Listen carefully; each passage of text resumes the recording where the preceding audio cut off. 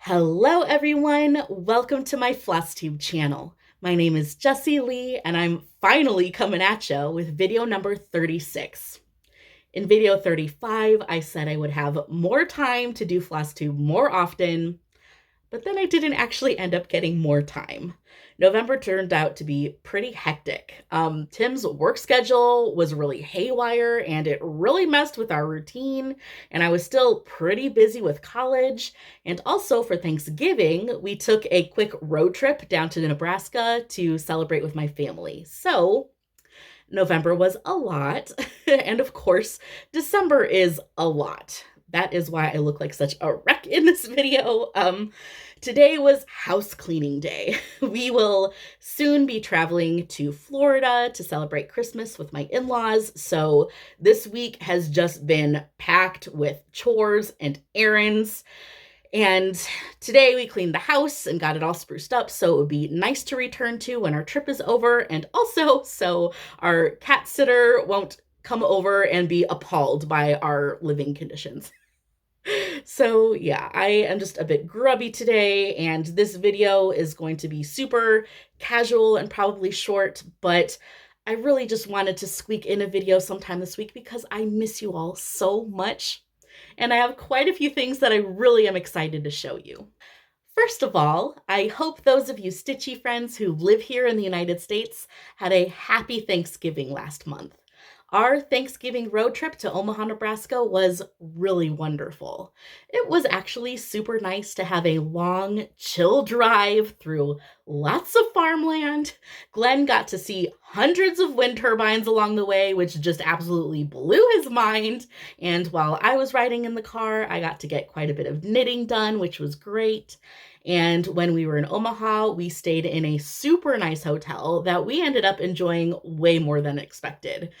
Our room was huge, and Tim took the kids swimming in the hotel pool, and they had a delicious breakfast buffet, which Sylvia especially loved. She felt very grown up making her own plate, and we just had a fantastic time in the hotel. In fact, Sylvia has actually been asking if we can go back to that hotel for our summer vacation because she just felt so fancy. Anyway, our Thanksgiving celebration with my parents and sisters was absolutely lovely. I have not spent time with them face to face since we hosted Thanksgiving here in 2019. So it had been way too long, and it was really nice to sit and eat and talk with them. And then the next morning, we all went to visit the Henry Dorley Zoo, which is an absolute must-see if you are ever in the Midwestern United States. It is one of the top 5 zoos in the entire world, and it just happens to be in Omaha, where I grew up. So we had a great zoo day, and then after the zoo, we said goodbye to my parents and sisters, and then took a little scenic drive around town just for the memories. It was pretty surreal to see how much Omaha has changed since we moved away. Several of our old haunts were casualties of COVID. They went out of business, but there's a lot of new businesses in town and lots of new great big buildings being built, and it was just a lot of change in Omaha. It still felt like home, I guess. I recognized the place, but man, it is quite a bit different.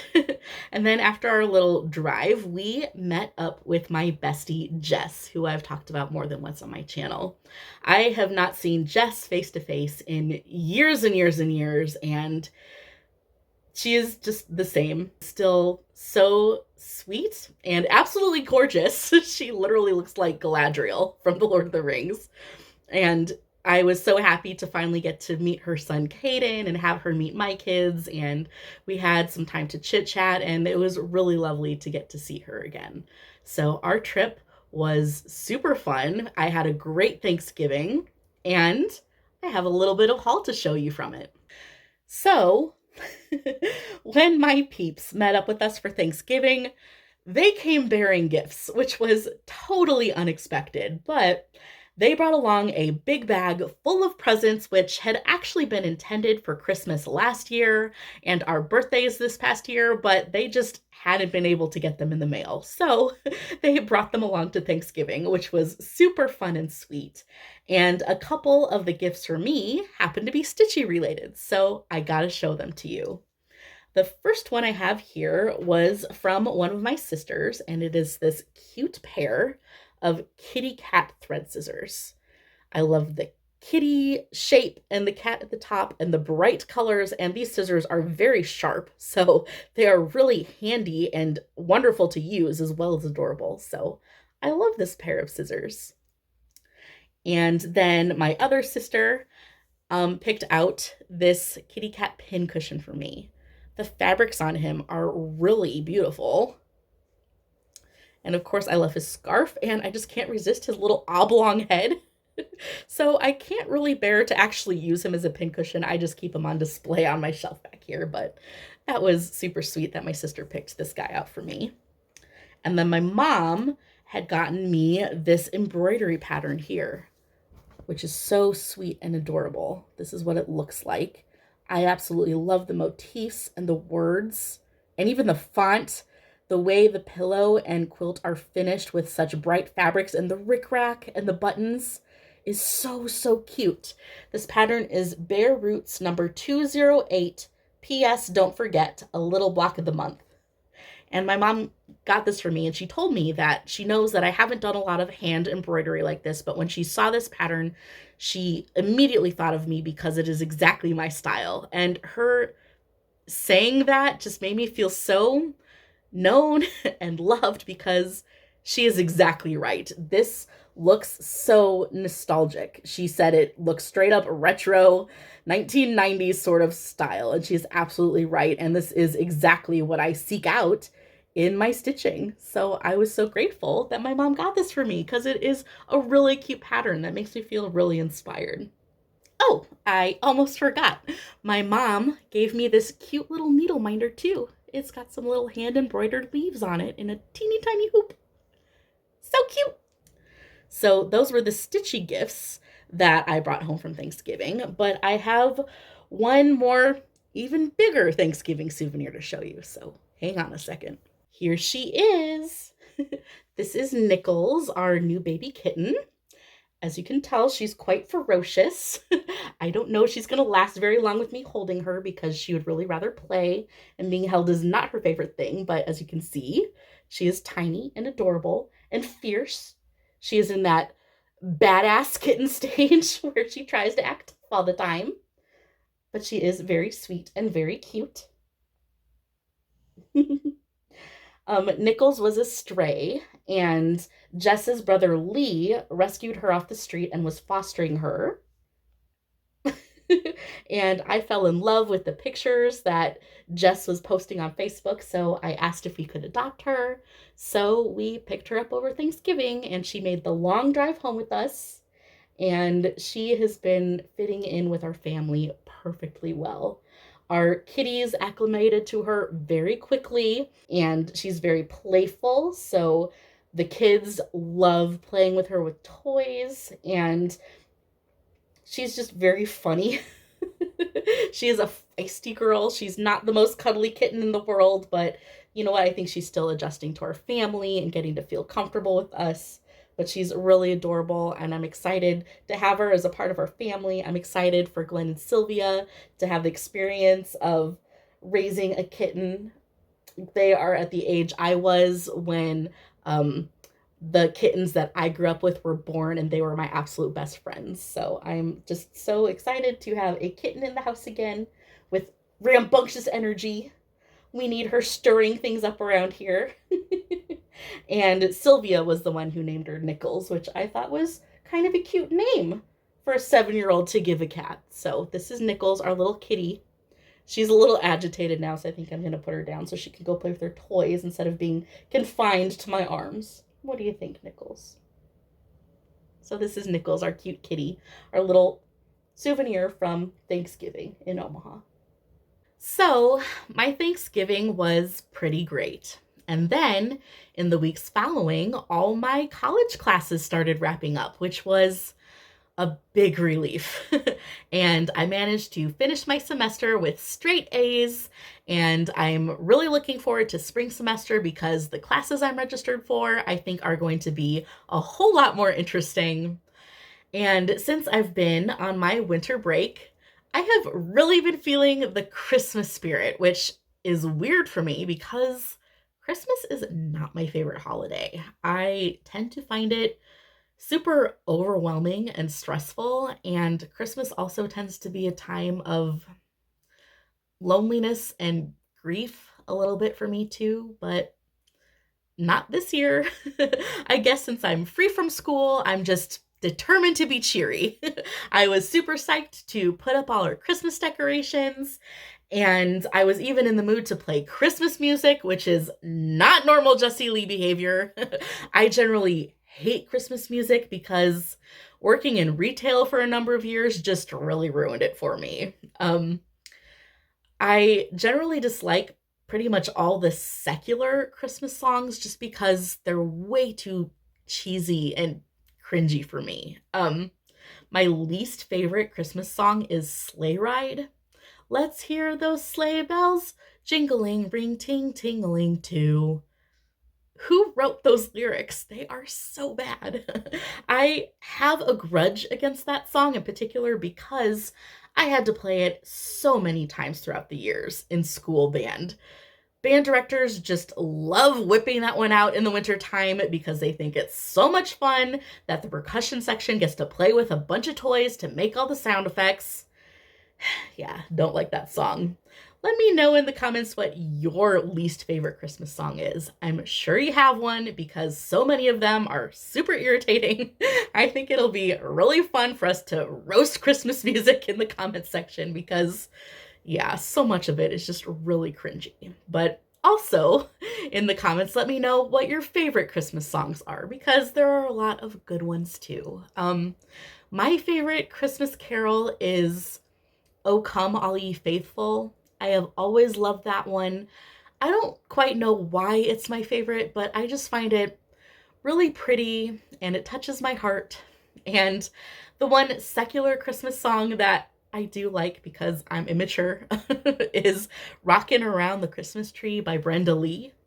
Because when she sings, "Later we'll have some pumpkin pie and do some caroling," it does not sound like she is saying pumpkin pie. It sounds like she's singing, "Later we'll have some fucking pie," and fucking pie sounds like the best kind of pie. And then all of our Christmas shopping and planning have been such a breeze this year for some reason. Even this week, while we've been in crunch time getting ready for our Florida trip, everything's sort of just been falling into place. And conveniently, the kids' school has been hosting a Winter Wonderland workshop. It's just a little after school activity going on every day this week that I signed the kids up for, and it's been pretty handy having them out of the house for an extra hour each day so Tim and I can get stuff done.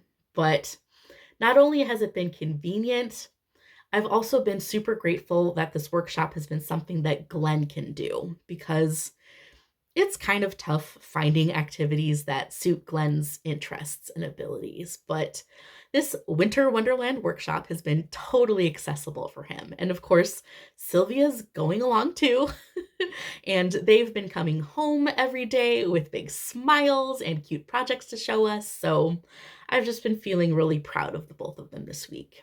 And they actually get to miss a couple days of school because they are starting their winter break a bit earlier than the official school winter break because this Florida trip had to happen a bit early because that's just when everyone was able to meet up. So we are celebrating our Christmas in Florida early, and then we're going to be returning home and turning around and having our little at-home Christmas right away. So it still feels special and not like an afterthought. And then on actual December 25th, all I will have to do is just chill out on the couch all day, relax, watch my kids play with their presents, and have a nice time. I can think of no greater way to spend Christmas Day than having all the actual celebrating out of the way. Maybe that's why I'm so psyched for this Christmas, because it's just going to be over in a snap. Anyway, I really hope that all of you have your own very happy holiday, and I am just praying for December blessings for everyone, especially for those of you for whom this time of year is a little bit tough. If you tend to feel sad around the holidays, my heart goes out to you because I truly understand. If you look back on my videos from this time last year, actually don't look back on those videos because it was evident that I was having a bit of a tough time. The holiday season can really be challenging for so many people, so it really and truly is my prayer in my heart that everybody gets to experience at least a little bit of joy and peace this season. Okay, I think it's about time that I actually show you my stitching. Since I need the making of this video to be a bit swift, I will only be showing you my cross stitch today because my knitting is a little bit disorganized right now. But I can say that I have knitted a caterpillar to go with each of the books that Susan gave to me. They're just all in various stages of doneness right now. But I'm giving myself until my Flosstube anniversary on Valentine's Day to wrap up this entire caterpillar night-night bag project. So you'll get to see them all very soon. But right now, I cannot wait to show you my alphabet sampler that I have been stitching on almost all year for my baby niece Rhea as her Christmas present, and I have it FFO'd. It is so cute, and I could not be happier with it. Here it is. I turned it into a tote bag, and I will be filling this bag up with lots of board books for her to enjoy. This bag turned out super cute. I pretty much totally improvised on it. I really like the green, and the accent fabric that I found is absolutely perfect. I used it on the side panels and the bottom, and then inside as the lining. And the font and the colors just go so well with the sampler. This pattern was called A is for Ellipsis. It's by Doreen Jones. And like I said, I've been working on this little by little ever since February when baby Rhea was born. And I'm so excited to give this to her on her first Christmas. I'm really excited to finally meet her. This pattern was so cute. I actually found it before my sister-in-law was even pregnant, and I thought, oh, that is such a cute pattern. That is the perfect little children's alphabet, but my kids were a little bit old for me to stitch for them, so I was so psyched when I found out I was going to have a new baby niece because it totally gave me the excuse to stitch this, and I'm really excited to give it to her. I'm so happy with how all of this has turned out, and I hope you guys like it too. You guys have been watching me stitch this little by little for so long, and I hope you think I did a good job. And of course, I have the other project you've been watching me stitch for almost an entire year. It's Temperature Butterflies by Sarah the Stitchin' Mommy. I finished up the November butterfly, and the December butterfly is even halfway done, and we've come full circle with the colors back into the pinks and oranges and even the little bit of purple because it's cold out now. We are in winter time. And down here, I stitched these super cute caterpillars for my temperature color scale. I still need to find a pretty font and put in my hometown and the year at the top, and I will also put in the dates and temperatures for the highest and lowest temperatures that happened this year. And then I also want to take a very fine white or silver thread and stitch around the bodies of the butterflies so they're just a bit defined better, and also put in their antennas. And also I will use that same very fine thread to stitch in the numbers for the temperature scale down here. So that is how it is all coming together. I cannot believe that this project and this year are almost done. It is amazing to me, and I'm so happy with how this has turned out, and I'm excited to wrap this one up. And then I've done a little tinkering on these rain clouds I invented to be my personal temperature pattern for 2023. So this is a little doodle that I came up with to represent the final layout that I want for all of the rain clouds and raindrops. So this is it. Each oval at the top represents a cloud. I have 12 of them for all of the months. Of course, once the pattern is done, the clouds won't just be ovals, they will actually look like clouds. And then all these little X's here in a grid will be raindrops. I have them all in rainbow columns here just to make it clear which column of raindrops belongs to which month. But of course, when I actually stitch this, every single raindrop will be a different color to represent the temperature of the day.